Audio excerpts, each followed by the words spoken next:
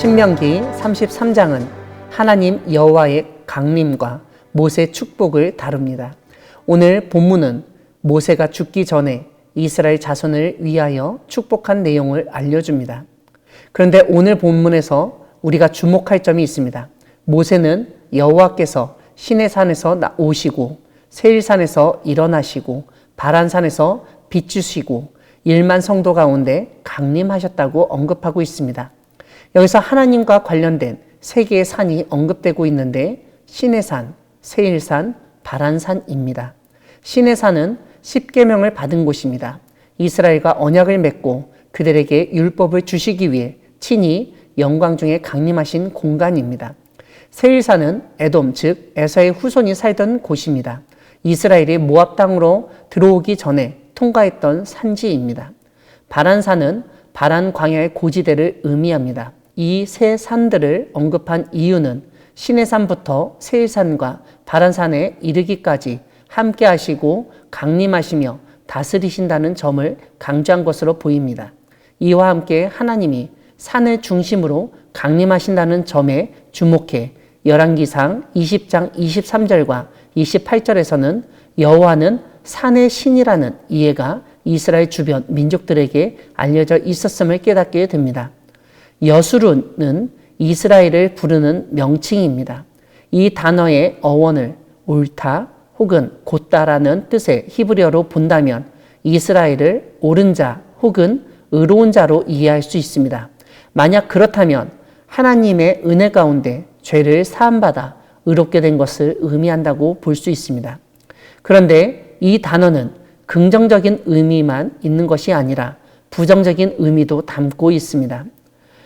하나님의 은혜 가운데 의롭게 된 이스라엘이 의로운 길을 걷지 않고 하나님을 버리고 잘못된 길로 나아가기 때문에 오히려 그들을 여수룬이라고 부르며 비난하고 있는 것입니다. 즉 의로운 자라는 너희 이스라엘이 오히려 불의를 행하고 있다는 뜻이 강합니다. 오늘 본문에서 모세는 창세기 49장에서 야곱이 아들들을 축복한 것처럼 이스라엘 지파들을 축복합니다. 다만 시므온이 제외되고 다른 지파들이 출생 순서와 상관없이 언급됩니다. 르우벤, 유다, 레위, 베냐민, 요셉, 스불론, 이사갈, 갓, 단, 납달리, 아셀 지파에게 축복이 전해집니다. 오늘 본문 마지막 부분에서 모세는 여수른이여 하나님 같은 이가 없도다 라고 상기시키며 하나님만을 의지하고 섬겨야 함을 일깨웁니다. 또한 이스라엘이여 너는 행복한 사람이로다.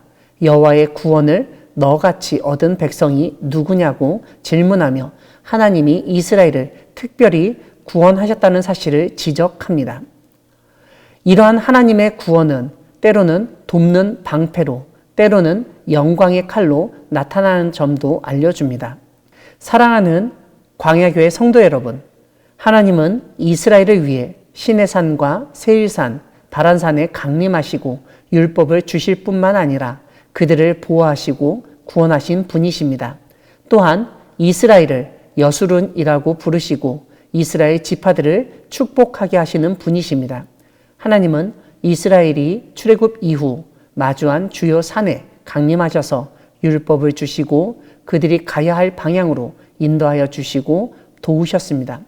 약속의 땅 가나안에 들어가기 전에 모세는 이스라엘에게 이러한 사실을 다시 한번 상기시키며 하나님만을 사랑하고 의지해야 한다고 강조했습니다. 흔히 인생에도 굴곡이 있다고 말합니다. 우리의 굴곡진 인생 가운데서도 하나님은 함께 하시며 말씀으로 인도하시고 도와주셨음을 기억해야 하겠습니다. 오늘 본문에서 모세는 하나님 같은 분이 안 계시다는 사실을 일깨우며 그러한 하나님이 선택한 사람은 행복한 사람이라고 분명하게 알려줍니다. 하나님은 고대 이스라엘처럼 우리를 이 세상의 수많은 사람들 가운데 선택하시고 인도하시고 구원해 주셨습니다. 구원을 받은 우리는 하나님께 감사하며 하나님의 뜻을 행하며 하나님의 구원 사역에 동참해야 합니다.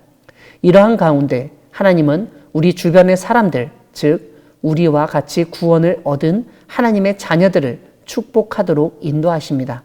오늘 본문에서 모세가 이스라엘 지파들을 축복한 것을 보면 르우벤은 생존, 유다는 전쟁, 레위는 제사, 베냐민은 보호, 요셉은 선물, 스불론은 외출, 이사갈은 장막, 갓은 법도, 단은 사자, 납달리는 땅 차지, 아셀은 기쁨과 관련된 복을 선포합니다. 이러한 모세의 축복에서 주목할 것은 야곱의 축복과 달리 지파에 대한 저주가 없다는 점입니다. 특별히 각 지파별로 중요한 사안을 염두하고 기도하는 마음으로 축복했던 것을 알 수 있습니다. 즉 모세는 자신이 죽기 전에 이스라엘 지파들에게 축복하며 그들이 하나님과 온전한 관계를 맺고 의지하며 나아가도록 도왔던 것을 알 수 있습니다. 신명기 32장의 모세의 노래 다음에 나오는 신명기 33장의 모세의 축복을 통해서 우리는 우리 주변 사람들을 축복할 때 어떠한 마음으로 어떠한 내용으로 축복해야 하는지 깨닫게 됩니다. 하지만 더 중요한 사실은 복을 내리시는 분은 하나님이시라는 점입니다.